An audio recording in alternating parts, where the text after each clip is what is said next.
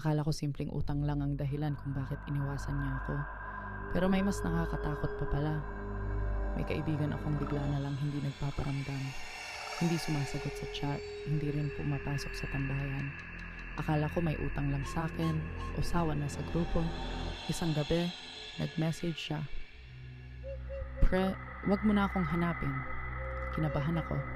Tinawagan ko agad pero patay ang phone. Kinabukasan, pumunta ako sa bahay nila. Sabi ng nanay niya, "Anak, 2 linggo nang wala rito si Mark." Nanlamig ako kasi kagabi lang. Kachat ko siya. Pinakita ko yung messages, biglang namutla yung nanay niya. Sabi niya, yan ang huling suot niya bago siya mawala. Yung profile picture niya. Parehong-pareho ng suot sa araw na nawawala siya. Hanggang ngayon, hindi na ulit nag-online ang account niya. Anong gagawin mo kung ikaw ang makatanggap ng ganitong message? Comment mo sa baba at mag-follow